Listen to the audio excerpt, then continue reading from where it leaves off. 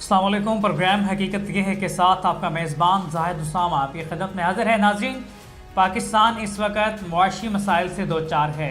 पाकिस्तान में महंगाई की शर्राह इस वक्त मौजूदा जो सिचुएशन है उसमें बेकाबू हो चुकी है, उस पर बात करेंगे। सबसे पहले मैं अपने मेहमानों का तारुफ करवा दूँ। हमारे साथ मौजूद हैं सीनियर तजज़ियाकार हैं, एंकर पर्सन, नौजवान सहाफ़ी हैं सरदार तैयब खान, और इनके साथ हमें यूके से ज्वाइन कर रहे हैं लंदन स्टूडियो से ग़ुलाम अब्बास साहब, जो कि सीनियर तजज़ियाकार हैं।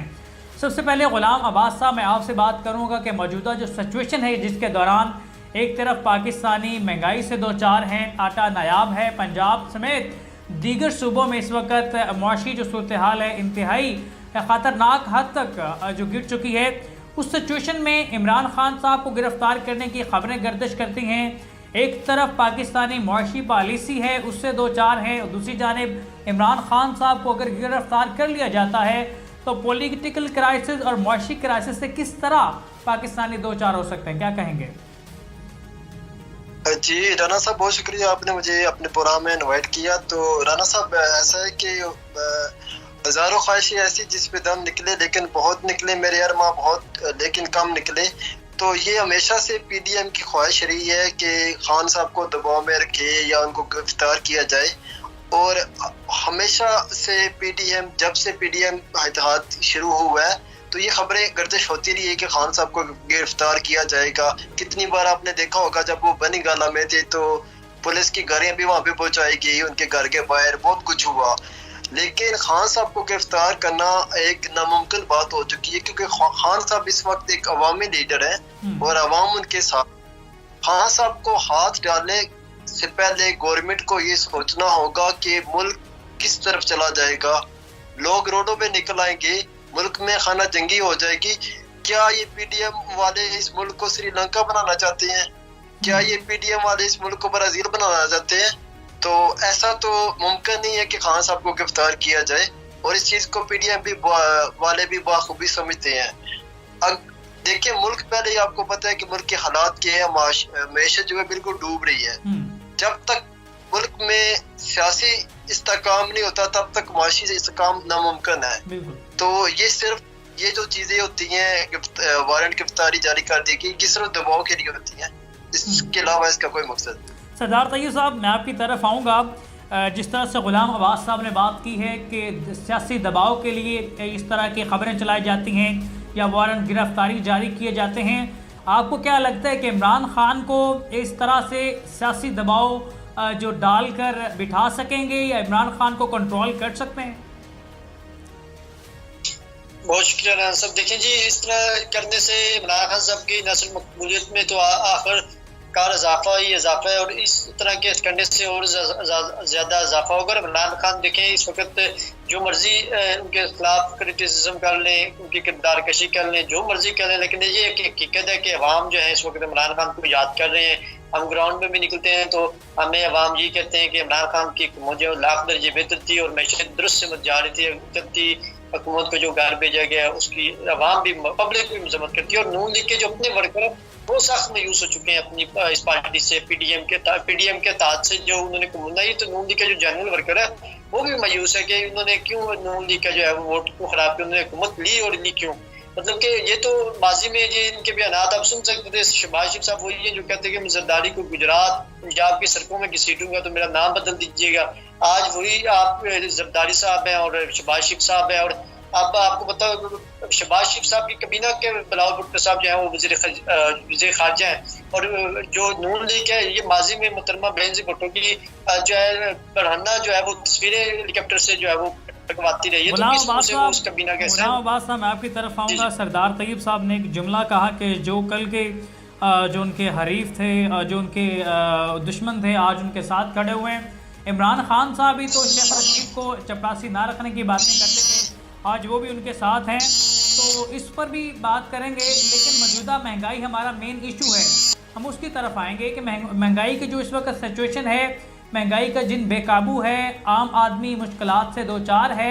इस वक्त मौजूदा सिचुएशन के दौरान जिनेवा कॉन्फ्रेंस होती है और मुख्तलिफ ममालिक जो हैं वो इमदाद देने का ऐलान करते हैं। जो शहबाज शरीफ साहब आज शायद जो टेलीविज़न पर आकर बाकायदा उसका उस हवाले से ब्रीफिंग ही देंगे। तो मौजूदा सिचुएशन में आलमी फंडिंग जो हुई है उसको किस नज़र से देखते हैं आप? जी राना साहब, देखें कि कुछ दिन पहले एक IMF की तरफ से उनकी सेक्रेटरी की कॉल की बात की जा रही थी कि उनकी तरफ से कॉल आई है, हमारे वज़ीर आज़म साहब कह रहे थे। बाद में IMF की तरफ से उस कॉल की तरदीद कर दी गई। तो देखेंगे जो आपको फंडिंग मिली है ये आपको जो जेनेवा कॉन्फ्रेंस में मिली है ये आपको कैश की सूरत में, रकम की सूरत में नहीं मिल रही है। और जबकि PDM के लीडर्स बता रहे हैं कि हम इतनी रकम लेके आ रहे हैं, ऐसा नहीं है। वो आपको प्रोजेक्ट की सूरत में मिली है। जो मुख्तलिफ इदारे जो हैं, UN हो गया और इस तरह के इदारे और एजेंसियाँ जो है वो मुख्तलिफ इदारे हैं और वो मुख्तलिफ चीज़ों पे काम करेंगे और मुख्तलिफ प्रोजेक्ट पे आके लगाएंगे। जिस तरह के इस्लामज़दगान हो गए हैं, इस तरह के प्रोजेक्ट पे आके लगाएंगे। तो आपको रकम की सूरत में, कैश की सूरत में अभी तक कुछ भी नहीं मिला, ठीक है। और ये जो गुलाम साहब, मकसद तो रिलीफ देना है गुरबा को, सैलाब-ज़दगान को। अगर वो इस तरह इदारों के थ्रू भी पहुंचते हैं तो मेरे ख्याल में उसमें ज़्यादा शफाफियत का जो है वो अमल दखल होगा। आपकी बात ठीक है, वो शफाफियत होगी उसकी, लेकिन आप महंगाई के दिन को कैसे काबू करेंगे? जब तक आपके मुल्क में जो है ज़र मुबादला नहीं आएगा, आप महंगाई को कैसे काबू कर सकेंगे? तो क्या लगता है कि पाकिस्तान डिफॉल्ट कर जाएगा? देखिए, पाकिस्तान डिफॉल्ट कर जाना कोई इतनी बड़ी बात नहीं है। स्पेन जैसी कंट्री भी डिफॉल्ट कर चुके हैं। तो इसमें ऐसी बात नहीं है कि डिफॉल्ट करने से क्या होता है। आपका सिर्फ लेटर ऑफ क्रेडिट जो है वो जो है रोक लिया जाता है। आपको कोई कंट्री जो है वो क्रेडिट प्रोवाइड नहीं करती है। फिर क्या है कि गारंटर पड़ते हैं, आपको दोबारा से क्रेडिट मिल जाता है। ये बहुत सारी चीज़ें हैं। डिफॉल्ट कर जाना इस वक्त जो है इतनी बड़ी बात नहीं है। सबसे बड़ी बात ये है कि पाकिस्तान में सियासी जो इस्तेकाम है वो कायम नहीं हो रहा, जो बहुत ज़रूरी है माशी इस्तेकाम के लिए। जब तक कोई होना लाजम है। सरदार तकीब साहब, पाकिस्तान के डिफ़ॉल्ट होने के हवाले से आप क्या राय रखते हैं कि अगर पाकिस्तान डिफ़ॉल्ट होता है तो क्या मौशी क्राइसिस सामने आएंगे और सियासी इस्तेकाम कितना ज़रूरी है मौशी इस्तेकाम के लिए? देखिए राना साहब, मेरी नज़र में तो इंशाल्लाह पाकिस्तान डिफॉल्ट नहीं करेगा और चाहे जिसकी भी मर्जी गवर्नमेंट आए, पाकिस्तान स्टेबलाइज मुल्क है और पाकिस्तान इंशाल्लाह आगे तरक्की करेगा। और सियासी इस्तेकाम के लिए आपको इसहाक डार साहब ने बताया कि पाकिस्तान डिफॉल्ट नहीं करेगा। देखिए, सागर साहब ने तो नहीं बताया, लेकिन मैं अपनी इस्टेब्लिशमेंट से जो है उम्मीद है और जो नई इस्टेब्लिशमेंट है वो इंशाल्लाह जो किरदार अदा करी। जिस तरह हमारे आर्मी चीफ साहब सऊदी अरब में गए हैं, जिस तरह वो उन्होंने कहा एक कामयाब दौरा हुआ, उसके बाद आपने देखा है कि हुज्जाज कराम का जो पुराना कोटा है वो भी जो है वो बहाल कर दिया गया है। तो यहाँ से आप अंदाजा लगा सकते हैं कि हमारे जो इस्टेब्लिशमेंट किरदार अदा करी है वो सियासतदानों का जो काम है वो इस्टेब्लिशमेंट कर रही है, जो कि सियासतदानों को करना चाहिए। लेकिन अफसोस होता है कि ये मौजूदा हुकूमत को भी जो है वो कोई इनसे कोई ना कोई डील हो रही है। बड़ी बड़ी बढ़के तो हर एक मरतबे में ये करूंगा, मैं वो करूंगा, लेकिन सारे काम पर जो है वो गेट नंबर 4 वाले करते हैं। तो फिर गेट नंबर 4 वालों को ये हक हासिल है कि वो फिर आइंदा के फैसले भी करें। सरदार साहब, आपने बात की है वो हज का कोटा उन्होंने बहाल किया है, तो वो उन्होंने अपने मकसद के लिए किया है। वो अपना जो है ज़र मुबादला जो है वो दूसरी चीज़ों से, टूरिज्म उन चीज़ों से जो है वो हासिल करना चाहते हैं। क्योंकि उन्होंने बिल्कुल गुलाम साहब इसी तरफ आ रहा था कि जो हज कोटा उन्होंने जारी किया है, इस वजह से तो फ़ायदा होता है ना, किसी भी मुल्क में टूरिज्म को फ़रोग मिलता है। तो सबसे बड़ी जो अमाउंट है सऊदी अरब इसी मद में लेता है। तो ये इतना बड़ा काम नहीं था जिस हवाले से सरदार साहब बात कर रहे हैं। जी, मैं वही बात कर रहा था कि क्योंकि उन्होंने अपना जो इन्हिसार है अगले 10 से 15 साल से जो है वो जो है ऑयल से ख़त्म करना है।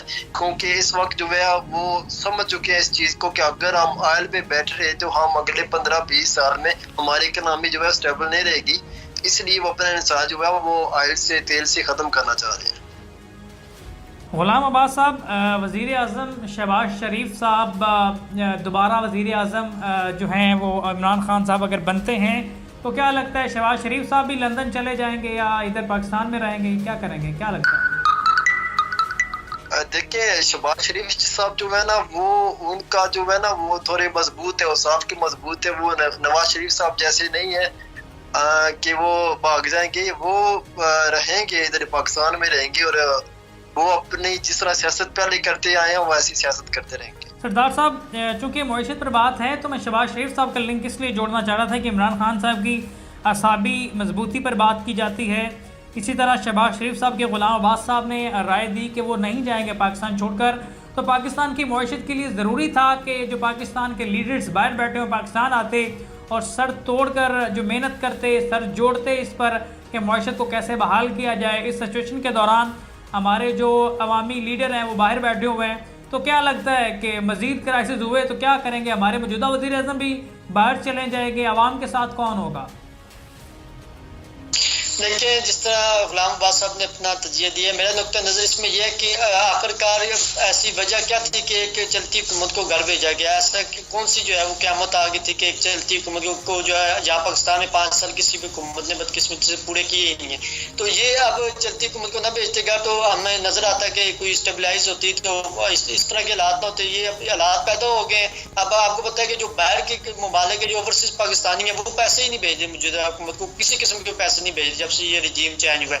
अब वो पैसे नहीं भेज रहे तो पाकिस्तान किस तरह आगे बढ़ेगा? और लोगों का इन पर कोई एतमाद ही नहीं है। तो अब जो ओवरसीज पाकिस्तानी को एतमाद नहीं, और इन्होंने आकर सवाए अपने आपको करप्शन का एनआरओ देने के अलावा तो उन्होंने कुछ नहीं किया। अब आपके सामने है कि 48 करोड़ की करप्शन आप लोग करेंगे तो तभी नैब आप पर हाथ डाल सकेगा। तोशा खाना है कि जहाँ तक जरदारी साहब और नवाज शरीफ साहब के नाम आए तो उसको भी जो है वो वापस कर दिया नैब ने कि हमारे पास तो इख्तियार ही नहीं है, हमारे पास तो जो है वो हम तो उन पर कोई कार्रवाई नहीं कर सकते। तो फिर ये तो नजर आ रहा है कि एक आप पोलिटिकल विक्टिमाइजेशन हो रही है।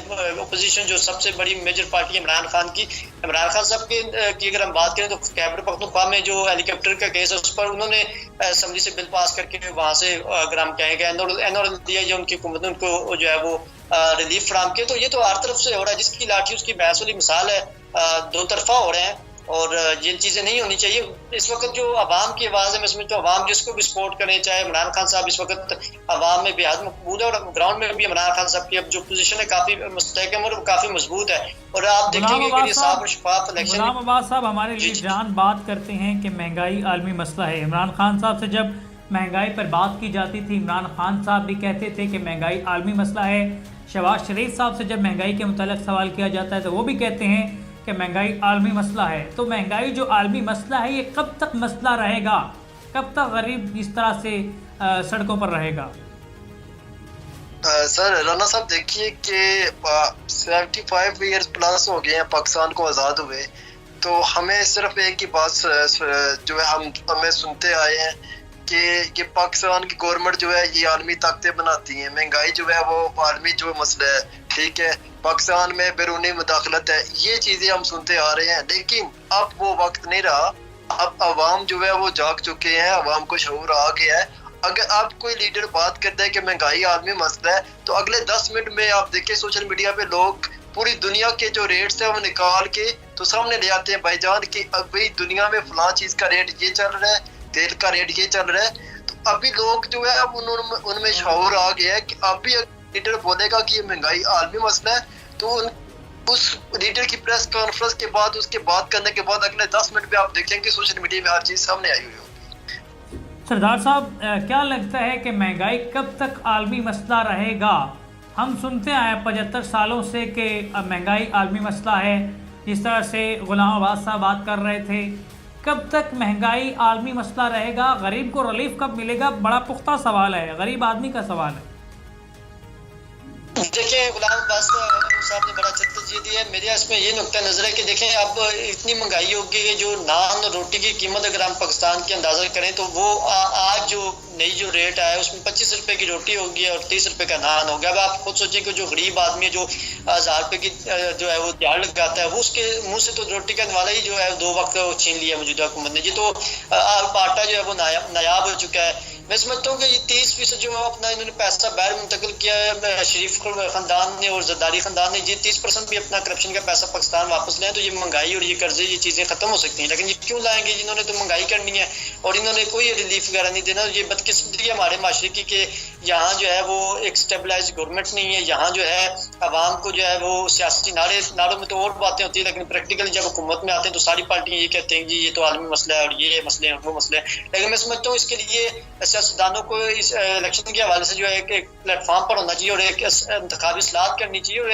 एक मैंडेट देना चाहिए कि जो आवाम जिसको भी मैंडेट दे उस पर आर्स रेडिंग नहीं होनी चाहिए, वोटों की खरीदो फरोख्त नहीं होनी चाहिए जो पंजाब में हुई है, माजी में सेनेट में हुई है, लोटे बनाए गए हैं आवाम से वोट लेकर आते हैं और फिर आगे जाके लोटेबाजी। और अफसोस ये होता है कि हमारे तो हल्कों में जो है वो आवाम को भी खरीदा जाता है, उनके भी ज़मीर खरीदे जाए। 12-12 की 15-15 हज़ार की जो है वोट नून लीग खरीदती है। तो नून लीग की रवायत जो है वो समझती है कि आवाम को जो है वो पैसे देकर या उनको बरियानियाँ खिलाकर जो है वोट खरीद लेंगे, या वो वाला पाकिस्तान नहीं रहा। ये 80 की दिहाई खत्म हो चुकी है। मैं समझता हूँ कि मौजूदा हुकूमत की इसमें बड़ी नाइलियाँ और बड़ी नाकामियाँ, अगर ये लोग आप इस मौजूदा सिचुएशन पर बात कर रहे थे। गुलाम अब्बास साहब, आपका बेहद शुक्रिया। 75 साल हो गए, 75 साल से हम एक ही वर्ड सुनते आए हैं कि महंगाई आलमी मसला है। कभी आम जो मुश्किल हालात आते हैं कौमों पर, तो कौमों के जो बड़े हैं वो सर जोड़ कर बैठते हैं, और जिस तरह से घर में मुश्किल वक्त आ जाए तो घर के बड़े इकट्ठे होकर उस मसले का हल निकालते हैं। लेकिन हमारे सियासतदान अफसोस है कि इन मुश्किल हालात में अपनी लड़ाई को अहमियत देते हुए गरीब आदमी की जो महंगाई है, गरीब आदमी के मसाइल हैं, गरीब आदमी को जो सिचुएशन के अंदर घिर चुका है उसको पसे पुष्ट डालते हुए अपनी लड़ाई को अहमियत दे रहे हैं, अपनी लड़ाई को आगे रख रहे हैं। तो इस वक्त पाकिस्तान के लिए ये ख़बर गम है कि उनके सियासतदान उनके साथ नहीं खड़े हैं। ये पाकिस्तानियों के साथ ख़बर गम है कि उनके जिनके लिए वो दिन रात एक करते हैं, जिनके नारे लगाते हैं, जिनके लिए अपना ईमान यानी अपना वोट तक बेच देते हैं, वो आज उनके साथ नहीं खड़े हैं। ये आवाम के लिए सोचने की बात है कि आवाम को अपने मफाद के लिए सियासतदानों को आगे रखना और अपने ज़ाती मफाद के लिए इलाकाई मफाद को पसे पुष्ट डालना, अपने मफाद के लिए मुल्की मफाद को पसे पुष्ट डालना, ये अब बाहर निकलना होगा। अब देखना होगा कि आपके वोट का सही हकदार कौन है। आपके वोट से मुल्क की तकदीर लिखी जाती है, गरीब आदमी की तकदीर लिखी जाती है, आपके बच्चों की तकदीर लिखी जाती है कि आप कैसे हुक्मरान को मुसल्लत करना चाहते हैं। हदीस रसूल सल्लल्लाहु अलैहि वसल्लम है कि जैसे हुक्मरान नाफज होते हैं वैसी उनकी राया होती है। राया का हक होता है कि वो कैसी सल्तनत को लेकर आते हैं। तो अफसोस की बात है कि किस तरह के सियासतदान हम पर मुसल्लत हैं। अपने मेज़बान ज़ाहिद उसामा को दीजिए इजाज़त। अल्लाह ने के बाद।